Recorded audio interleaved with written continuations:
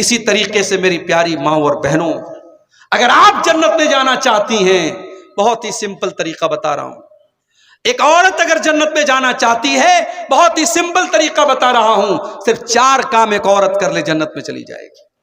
اللہ کے نبی فرماتے ہیں اذا صلت المرأۃ خمسها وصامت شهرها واطاعت زوجها واحسنت فرجها، جو عورت 5 ٹائم کی نماز کی پابندی کرتی ہے، رمضان کا روزہ رکھتی ہے، اپنے شوہر کی خدمت اور اطاعت کرتی ہے، اور اپنی شرمگاہ کی حفاظت کرتی ہے، دخلت من ابواب الجنت شاءت، ایسی عورت جنت کے جس دروازے سے چاہے وہ جنت میں جا سکتی ہے.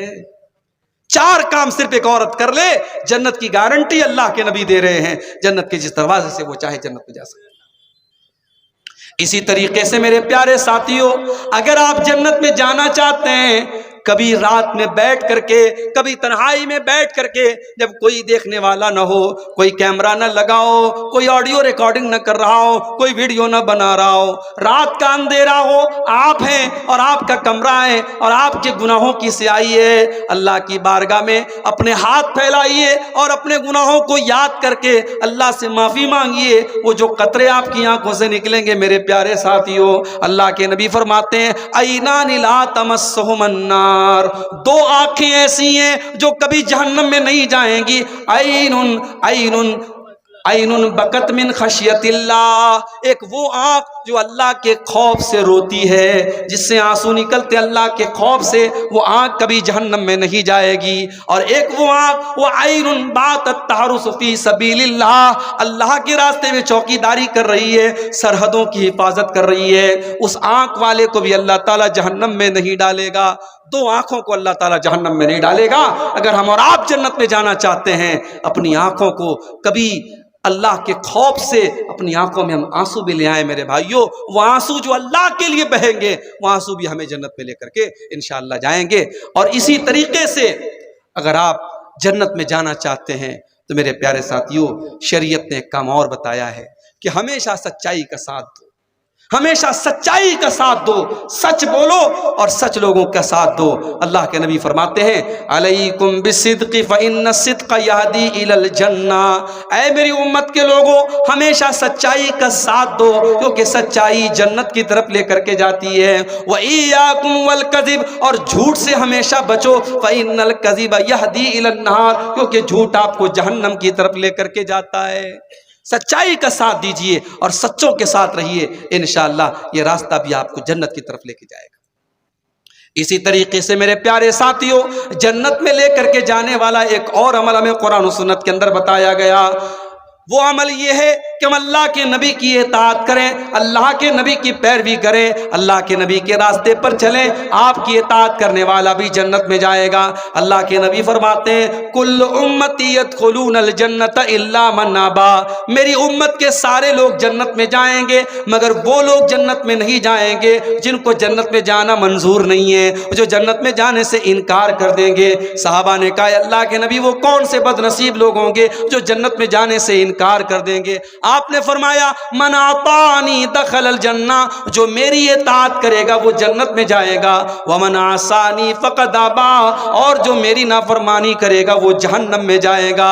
جو میری نافرمانی کرے گا سمجھو وہ جنت میں جانے سے انکار کر رہا ہے. میرے پیارے ساتھیوں، آج کتنے مسلمان ہیں، ان کے سامنے نبی کی حدیث پڑھ کے سنا دو، ان کے سامنے بخاری کی روایت پڑھ کے سنا دو، ان کے سامنے اللہ کے نبی کا عمل پڑھ کے سنا دو، وہ کہتے ہیں صاحب بات تو صحیح ہے، حدیث تو صحیح ہے، روایت تو صحیح ہے، مگر ہم اپنے باپ دادا کا طریقہ نہیں چھوڑ سکتے، ہم اپنے پیر صاحب کا طریقہ نہیں چھوڑ سکتے، ہم اپنے بزرگوں کا طریقہ نہیں چھوڑ سکتے. ابھی آپ کے بہار میں ایک اسٹیشن ہے بارسوئی، بارسوئی سے مجھے جمعہ پڑھانا تھا پاکڑ میں، اور اتفاق سے کوئی ٹرین نہیں تھی تو بارسوئی سے 4 ویلر بک کر کے میں پاکڑ گیا تھا. اب وہ جو 4 ویلر والا تھا وہ اتفاق سے ٹناٹن تھا، بالکل ٹناٹن. اب راستے پر اس نے خواجہ صاحب کی منقبت میں قوالیاں سنانا شروع کر دیا مجھے، اور میں بھی مجبور تھا، اسی کی گاڑی میں بیٹھا ہوں، میں کیا اس کو منع کروں، وہ قوالی سنائے جا رہا ہے. تو راستے میں نے اس سے پوچھا کہ بھائی لگ رہا ہے کہ آپ کو خواجہ صاحب سے بہت محبت ہے. اس نے کہا مولانا بہت محبت ہے. تو میں نے کہا کہ اچھا خواجہ صاحب کے دربار میں آپ کتنی بار گئے؟ بولے ہر 6 مہینے میں 2 بار جاتا ہوں۔ میں نے کہا اچھا حج کتنی بار آپ نے؟ کہا آج تک حج نہیں کیا، آج تک عمرہ نہیں کیا، لیکن خواجہ صاحب کے یہاں 6 مہینے میں 2 بار جاتا ہوں۔ تو میں نے کہا ایک کام کر یار، تو اجمیر میں اپنا گھر بنوا لے، وہیں رہ کر خواجہ صاحب کے بغل میں۔ کہا نہیں، دور رہیں گے تو محبت زیادہ رہے گی، خواجہ صاحب بلاتے ہیں اس لیے ہم خواجہ صاحب کے پاس جاتے ہیں۔ آج کتنے مسلمان ہیں جن کے دلوں میں غیر اللہ کی محبت بھری ہوئی ہے میرے بھائی۔ جب اس کا نام غلام مصطفیٰ تھا، بارسوئی کا رہنے والا وہ انسان، وہ ڈرائیور کہہ لیجئے، اس گاڑی کا مالک بھی وہی تھا۔ جب میں نے اس کو تھوڑی دیر سمجھایا تو اس نے کہا مولانا آپ اپنا نمبر دے دیجئے، ہم جلسہ کرائے گا تو آپ کو بلائے گا۔ ہم کہا آپ ہم کو کبھی نہیں بلائے گا، آپ جب ہم کو بلائیں گے تو آپ کے علاقے کے لوگ تیار ہی نہیں ہوں گے، جب ان کو پتہ لگے گا کہ یہ تو سلفی مولوی ہے۔ کہا بات تو آپ صحیح بولتے ہیں، ہمارے گاؤں والے تو سب ٹناٹن لوگ ہیں، سب سنی لوگ ہیں، وہ تو نہیں بلائیں گے۔ کہا مولانا آپ کی بات تو صحیح ہے، مگر ہمارے باپ دادا کا جو طریقہ تھا ہم وہ طریقہ نہیں چھوڑ سکتے، یہ باپ دادا کا طریقہ ہم نہیں چھوڑ سکتے۔ میں نبی کی حدیثیں سنا رہا ہوں لیکن وہ کہہ رہا ہے کہ میں باپ دادا کا طریقہ نہیں چھوڑ سکتا۔ میرے بھائیوں، ایک مومن کا شیوا کیا ہونا چاہیے؟ اللہ تعالیٰ قرآن میں کہتا ہے انما کان قول المؤمنین اذا دعوا الی اللہ ورسولہ لیحکم بینہم ان یقولوا سمعنا واطعنا۔ ایک مومن کی شان تو یہ ہے، ایک مومن کا حال تو یہ ہونا چاہیے، جب اس کو اللہ کی طرف بلایا جائے، جب اس کو رسول کی طرف بلایا جائے تو ایک مومن کی زبان سے بس ایک ہی جملہ نکلنا چاہیے، سمعنا واطعنا، ہم نے سن لیا اور مان لیا۔ ایک مومن کی زبان سے کچھ اور نہیں نکلنا چاہیے۔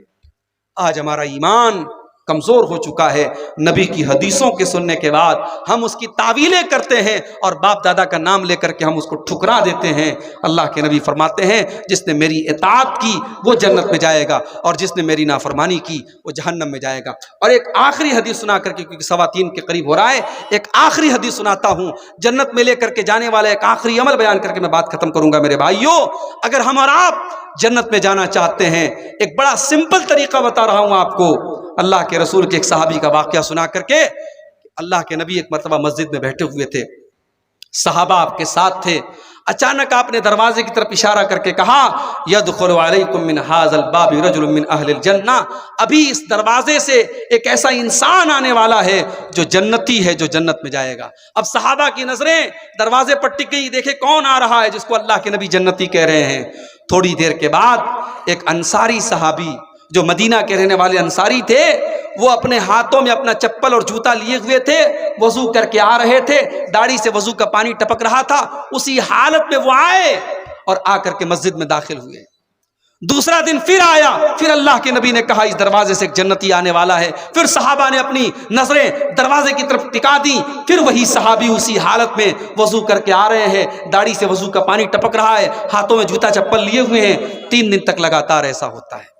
جب 3 دن تک لگاتار ایسا ہوتا ہے تو تیسرے دن ایک صحابی جن کا نام عبداللہ بن عمرو بن عاص تھا، انہوں نے کہا کہ میں نے دل میں سوچ لیا کہ اب میں پتہ لگا کے رہوں گا کہ یہ صحابی، یہ انصاری صحابی ایسا کون سا عمل کرتے ہیں کہ اللہ کے نبی 3 دن تک لگاتار ان کو جنتی کہہ رہے ہیں۔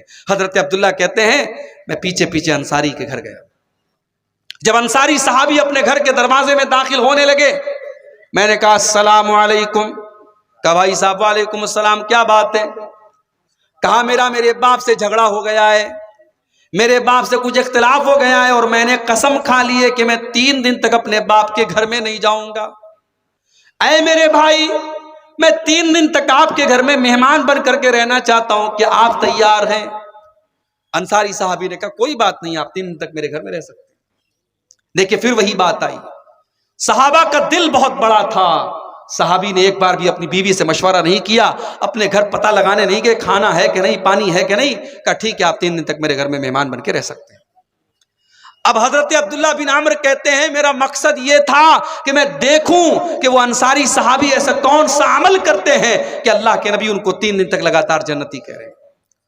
حضرت عبداللہ کہتے ہیں میں 3 دن تک انصاری صحابی کے مکان میں رہا، ان کی ایک ایک حرکت پر میں نے نظر رکھی، مجھے کوئی خاص عمل ان کا نظر نہ آیا۔ جیسے ہم نماز پڑھتے تھے وہ بھی نماز پڑھتے تھے، جیسے ہم عبادت کرتے تھے وہ بھی کرتے تھے۔ وہ تو مزدوری کا کام کرتے تھے، محنت کا کام کرتے تھے، وہ جب رات میں آتے تھے تو تہجد کی نماز بھی نہیں پڑھتے تھے، رات میں جب بستر پہ سو جاتے تھے تو فجر میں اٹھا کرتے تھے، ہاں رات میں اگر نیند کھلتی تھی تو سبحان اللہ پڑھ لیا کرتے تھے، الحمدللہ پڑھ لیا کرتے تھے، اللہ اکبر پڑھ لیا کرتے تھے، اللہ کی تسبیح بیان کر لیا کرتے تھے۔ کہا کہ جب 3 دن گزر گیا، میں نے کہا ہے میرے انصاری بھائی، میں نے آپ سے بہانہ کیا تھا، نہ میرے باپ سے کوئی جھگڑا ہوا ہے، نہ میں نے کوئی قسم کھائی تھی، میں دراصل یہ دیکھنا چاہتا تھا، اللہ کے پیارے نبی نے 3 دن تک لگاتار آپ کو جنتی کہا تھا، میں دیکھنا چاہتا تھا ایسا کون سا عمل آپ کرتے ہیں کہ اللہ کے نبی نے آپ کو 3 دن تک لگاتار جنتی کہا ہے۔ میرے پیارے ساتھیوں، انصاری صحابی کا جواب سنو اور ذرا اپنے سینے پر ہاتھ رکھ کے سوچو، کیا یہ چیز آج ہمارے اندر موجود ہے؟ انصاری صحابی نے کہا، اے میرے پیارے بھائی، میں کوئی خاص عمل نہیں کرتا، کوئی ایسا عمل نہیں کرتا جو تم نے نہ دیکھا ہو، لیکن ہاں ایک چیز میرے اندر ہے، ہو سکتا ہے کہ اسی کی وجہ سے اللہ تعالیٰ نے مجھے یہ مقام دیا ہو۔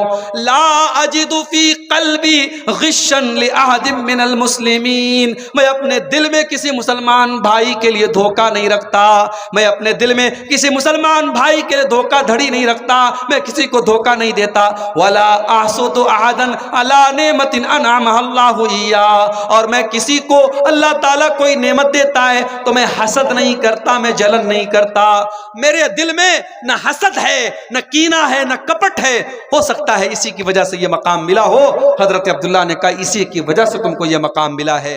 میرے پیارے ساتھیوں، جنت میں جانا ہے، اپنے دل کو کینوں سے پاک کرو، اپنے دل کو کپٹ سے پاک کرو، اپنے دل کو حسد سے پاک کرو۔ آج بھائی بھائی سے حسد کر رہا ہے، پڑوسی سے حسد کر رہا ہے، رشتہ دار سے حسد کر رہا ہے، کسی نے دولت زیادہ کما لی، اس کی دولت دیکھ کر کے حسد، کسی نے زیادہ نام کما لیا، اس کا نام دیکھ کر کے حسد، کسی نے اچھا مکان بنا لیا، اس کا مکان دیکھ کر کے حسد۔ میرے بھائی حسد مت کرو، اللہ تیرے مقدر میں جو ہے وہ تجھے مل کر کے رہے گا، اس کے مقدر میں جو ہے وہ اسے مل کر کے رہے گا۔